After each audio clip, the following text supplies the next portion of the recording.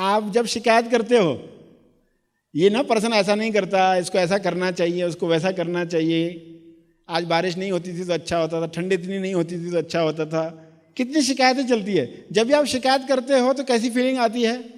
किसी के भी प्रति शिकायत करते हो तो फीलिंग कैसे होती है? नेगेटिव, अच्छा नहीं लगता। तो जैसे ही शिकायत करते हो फीलिंग आपकी बदल जाती है।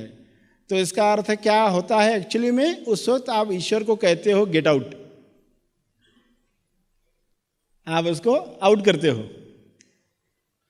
तो तुरंत हम उसको वेलकम कह पाए, वेलकम गॉड, तुम वापस अपने स्थान पर आ जाओ। आपका पीस हिलना नहीं चाहिए जगह से, अंदर पीस आपके अंदर ही है, शांति जो है वो आपके अंदर ही है, ईश्वर आपके अंदर ही है। नाम अलग अलग दिए गए हैं, कोई प्रभु कहेगा, कोई अल्लाह कहेगा।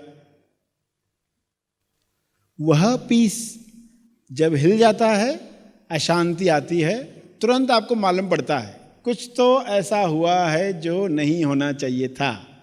ईश्वर अपनी जगह से हिल गया, प्रेजेंस, तो तुरंत वेलकम करो उसको। तो आप देखोगे आपके जीवन में शांति आ गई, आपके जीवन में आनंद आ गया। और क्यों आया? क्योंकि आपको ये समझ मिल रही है। इस वजह से अब शिकायत करते ही फीलिंग आएगी, आप तुरंत पहचान जाओगे। फीलिंग ने आपको बता दिया, प्रेजेंस पहला पावर डिस्टर्ब हो गया, वापस से उसको याद करो, वापस से उसको सेट करो। फिर अच्छी फीलिंग आ गई, पीस अपनी जगह पर आ गया। तो हर एक का पीस अपनी अपनी जगह पर आ जाए, सबका पीस अपनी जगह पर आ गया, तो वर्ल्ड पीस आना कितना आसान है। लोगों का पीस हिल जाता है, इसलिए तो वो हत्या करना चाहते, हिंसा करना चाहते, आतंक फैलाना चाहते। सिर्फ पीस को अपनी जगह पर लाना है। और वो कैसे आएगा? जब आपको ये पक्का हो जाएगा कि ये पावर ऑफ प्रेजेंस आपके अंदर है। ये पहला पावर। आज जितना समय है उस हिसाब से आपको थोड़े में बताया जा रहा है, मगर इन टॉपिक्स पर आपको पठन मनन श्रवण करते रहना है ताकि ये गहराई तक चला जाए। फिर आपको छोटा भी दुख आएगा तुरंत पता चल जाएगा, थोड़ा भी कोई प्रेजेंस हिल गया आपको पता चल जाएगा। एक भी बादल आ गया, एक भी विचार का बादल, तो आप समझ जाएंगे। वरना इंसान को होश ही नहीं होता है, कई बार तो दिनों दिन परेशान रहता है। परेशान का अर्थ है क्या? शान से परे, परेशान, शान से परे हो जाता है। पावर ऑफ प्रेजेंस में आप शान से जीते हो, शांत से जीते हो।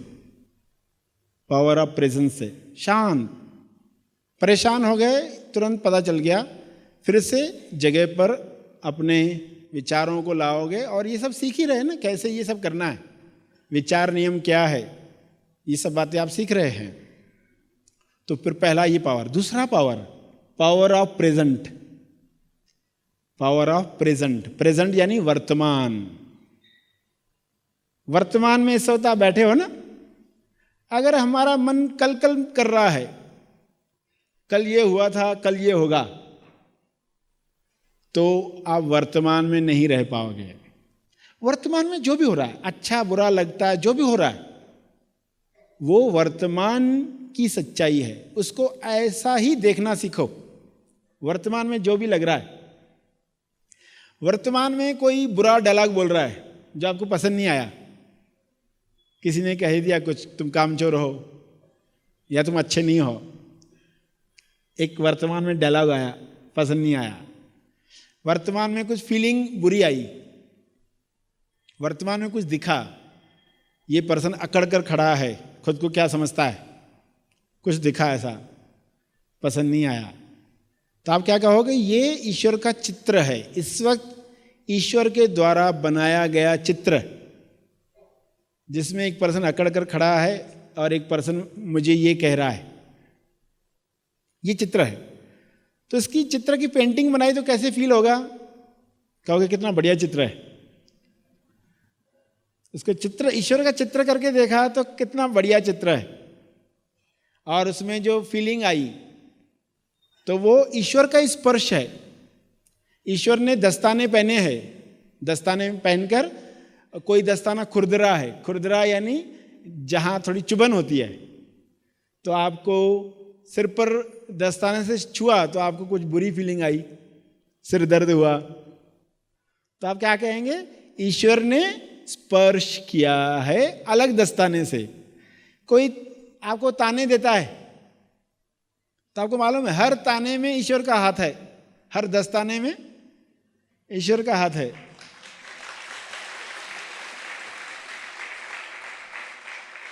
अगर आप उस ताने के पीछे हाथ देख पाए तो आप शिकायत नहीं करोगे, क्यों? ईश्वर से प्रेम है। इसलिए इतना आसान होगा अगर आप वर्तमान में जो हो रहा है उसको वैसे देख पाओ। मगर इंसान को ट्रेनिंग कैसी मिली है?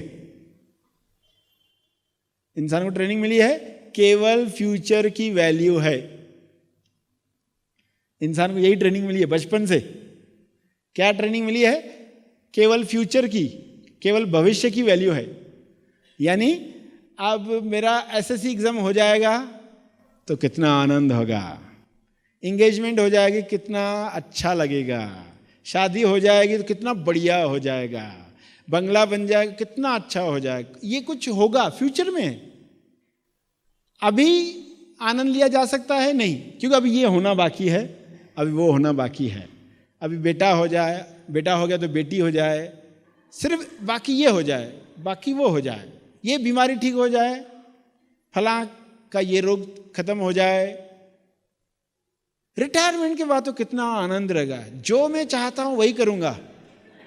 रिटायरमेंट के बाद मेरी जो बहुत ख्वाहिशें थी, मैं ये करूं वो करूं, चित्र बनाऊं, कविता लिखूं, ये करूं, मैं सब करूंगा।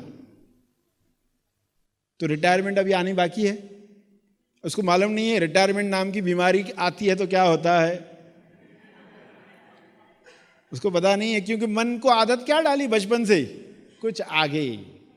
रिटायरमेंट के बाद क्या होगा, कुछ आगे। तो रिटायर्ड होकर पर्सन घर वालों को परेशान कर देता है।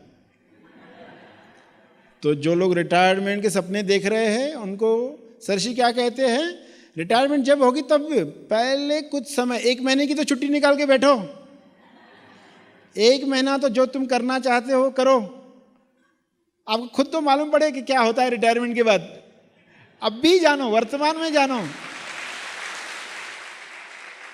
रिटायरमेंट को वर्तमान में जानो तो आप समझ पाओगे, वरना उसका इंतजार करते बैठोगे तो वर्तमान में तो जिए ही नहीं। कौन जिया वर्तमान में? क्योंकि कुछ होना है फिर खुश होना है, कुछ होना है फिर खुश होना है। नया साल आएगा, ये त्योहार आएगा, वो त्योहार आएगा, दिवाली आएगी, और वो दिवाली आ भी गई तो पिछली दिवाली अच्छी थी, पिछली वाली अच्छी थी, अभी उतना मज़ा नहीं आया। क्यों नहीं आया? क्योंकि हमेशा कल कल, कल जो गुजर गया कल जो आने वाला है, कल्लू मन इसको ही कहा गया, कल्लू मन। इस कल्लू मन से मुक्ति लक्ष्य है। वर्तमान में आ जाएं, कल कल में न जाते हुए वर्तमान में अकल आ जाए। कल और अकल, जहां कल नहीं है वहां क्या है? अकल। जहां कल नहीं है वहां है अकल। अकल से यानी समझ से, जो समझ आपको दी जा रही है, ये समझ आने के साथ कल समाप्त होता है और आप वर्तमान में भरपूर जीने लगते हो। वर्तमान में कितना प्रसाद मिल रहा है हम देख ही नहीं पाते ना। आंखों में पानी, कानों में मट्टी मुल्तानी। कहाँ सुन पाते हैं जो आ रहा है ईश्वर से, कहाँ सुन पा रहे हैं जो दिखाया जा रहा है ईश्वर के प्रेजेंस में, दिखता ही नहीं है। इसलिए तो भागता है इंसान फ्यूचर की कीमत। मगर जैसे सास भी कभी बहू थी, वर्तमान भी कभी फ्यूचर था। आज वर्तमान जो है कभी फ्यूचर था ना। ये हम शिविर करेंगे, हम ऐसा कुछ करेंगे, ये कभी आपके विचार थे फ्यूचर के, वो तो आ गया। तो इसका आनंद लेना है तो हर वर्तमान जो आया है कभी फ्यूचर था, तो फ्यूचर का इंतजार मत करो।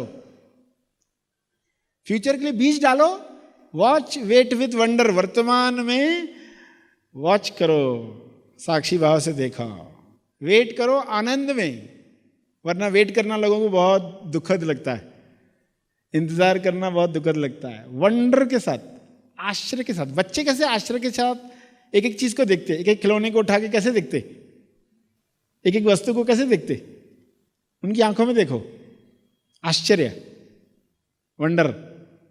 तो आप भी वह वंडर महसूस कर पाओ, उसके लिए आप दूसरा पावर जो है वर्तमान का पावर, फ्यूचर आएगा अपने समय पर आएगा, हमें सिर्फ बीज डालना है। फ्यूचर का जो बीज है, समझो किसी को फोन किया आपने बीज डाल दिया, अब वो पर्सन कैसे आता है, क्या होता है, परेशान होके बैठने की जरूरत नहीं है, बीज डालो और देखो अभी कैसे ये होता है। ये कला हर छोटी छोटी घटना के साथ हमें सीखनी है। और फिर लोग पिकनिक पे जाते हैं तो क्या करते हैं, उधर महाबलेश्वर पिकनिक पर गए हैं, ये एक पॉइंट पर पहुंचते हैं, तुरंत विचार शुरू, दूसरी पॉइंट पर पहुंचना है, अभी टाइम क्या हुआ देखो, उधर भी पहुंचना है, उधर भी पहुंचना है। अरे मगर ये पॉइंट पर आए तो इधर क्या करना, फोटो निकालो बाद में देखेंगे, फोटो निकालो चलो। तो लोग पहला काम क्या करते, फोटो निकालना शुरू कर देते, मगर देखते ही नहीं। वो पीना था, जो दृश्य था, अंदर लेना था, वो तो किया ही नहीं। तो ये समझ होगी तो आप उसका भरपूर लाभ लोगे, वरना महाबलेश्वर, महाबली ईश्वर वहां रहकर भी पर्सन फ्यूचर में था।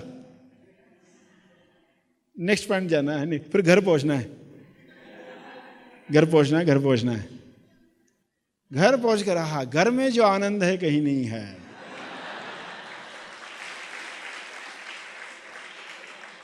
दूसरे दिन भूल गए, ये होना है, वो होना है। फ्यूचर की वैल्यू है। इसका अर्थ है क्या, इंसान जिया ही नहीं। और क्या किया, क्या गलती क्या होगी इंसान से, सिर्फ जीने की तैयारी की। जिंदगी भर क्या किया, जीने की तैयारी, जिया नहीं, जीने की तैयारी। तब सवाल पूछा जाए, जीने की तैयारी कैसे करनी चाहिए, जीने की तैयारी कैसे करनी चाहिए? जवाब क्या है, जी कर। जीने की तैयारी करो, जीकर ही ये हो सकता है। और जो जीकर दिखाते हैं वे ही सोर्स बनते, वे ही निमित्त बनते हैं। आपने पंक्ति सुनी है, जियो और जीने दो। मैं लोगों ने इसका अर्थ क्या निकाला है, हम किसी को डिस्टर्ब नहीं करते ना, इसका अर्थ हम लोगों को जीने दे रहे। हम किसी को परेशान नहीं कर रहे ना, इसका अर्थ हम दूसरों को जीने दे रहे। लोग इतने ही अर्थ पर रुक गए हैं। हम जी रहे हैं, हम किसी को परेशान नहीं करते, यानी हम जीने दे रहे। ये जीने देना नहीं है। तुम फ्यूचर करते करते जी रहे हो, तुमको देखकर तुम्हारे बच्चे भी वैसे ही जिएंगे। ना तुम खुद जिए, ना बच्चों को जीने दिया। बच्चों को कहा, बेटा कल संडे है, छुट्टी है तेरे को। अच्छा छुट्टी है, क्या होता है? बच्चे को पहली बार तो मालूम भी नहीं होता है संडे क्या होता है।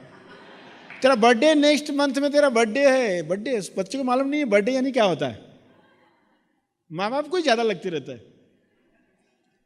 फिर उसको आदत डाल देते, फिर आगे चलकर तो वही बोलते, बाकी 3 महीने है, मेरा बर्थडे है, क्या मिलने वाला है, ये मिलने वाला है, वो मिलने वाला है। और बच्चे को कहेंगे, हाँ आपको गिफ्ट देने वाले, क्या देने वाले बताओ, क्या देने वाले बताओ। छोड़ेगा नहीं, जान ही नहीं छोड़ेगा, आपसे पूछ के ही लेगा क्या मिलने वाला, क्या मिलने वाला। क्योंकि उनको फ्यूचर में जो है वही आकर्षित कर रहा है। तो जी और जीने दो का बहुत गहरा अर्थ है। हम जीकर दिखाएं वर्तमान में प्रेजेंस के साथ। तो ये दूसरा पावर ऑफ प्रेजेंट। प्रेजेंट यानी गिफ्ट। जो गिफ्ट मिली है ईश्वर से, उस गिफ्ट का लाभ लें। प्रेजेंट का अर्थ वर्तमान भी है, तो वर्तमान में रहना सीख गए तो तीसरा पावर समझ में आएगा। इस संदेश द्वारा हमने समझा कि दूसरी शक्ति है पावर ऑफ प्रेजेंट। प्रेजेंट के 2 अर्थ हैं, एक है उपहार और दूसरा वर्तमान। वर्तमान में जो भी चल रहा है वह ईश्वर द्वारा दिया गया प्रेजेंट है। वर्तमान का हर दृश्य ईश्वर के द्वारा ही बनाया गया चित्र है। सत्य की इस समझ के साथ अब हमें वर्तमान का आनंद लेना है और उज्जवल भविष्य के लिए वर्तमान में ही बीज डालना है। महा आसमानी निवासी शिविर मनन आश्रम पर आयोजित किया जाता है। इस 5 दिवसीय शिविर में खोजी केवल सत्य श्रवण द्वारा आत्म साक्षात्कार की मंजिल तक पहुंचता है। स्वानुभव की इस यात्रा में खोजी को मैं कौन हूं, इस पृथ्वी पर क्यों आया हूं, मोक्ष यानी क्या मोक्ष इसी जीवन में संभव है? इन सवालों के जवाब अनुभव से प्राप्त होते हैं। अब आइए हम एक खोजी से इस शिविर के बारे में उनके अनुभव जाने। बहुत अच्छा लग रहा है। पहली बार एहसास हुआ कि मैं आज़ाद हूँ, मैं खुश हूँ, मैं स्वस्थ हूँ, और पहली बार एहसास ये हो रहा है कि मैं हूँ ही नहीं, कुछ भी नहीं है, कोई बात नहीं, कुछ भी नहीं, मैं हूँ ही नहीं। जो स्व अवस्था में जाने की जो सच्चाई है, आपने जो सारे वेद कुरान जो भी हैं सारे का दर्शन आपने 4 दिनों में समझा दिया। यह एक ईश्वरीय व्यक्ति ही कर सकता है। आपका बहुत बहुत धन्यवाद। मैं चाहूँगा, ईश्वर से प्रार्थना करता हूँ कि तेज ज्ञान पूरे दुनिया में जोरों शोरों से फैले।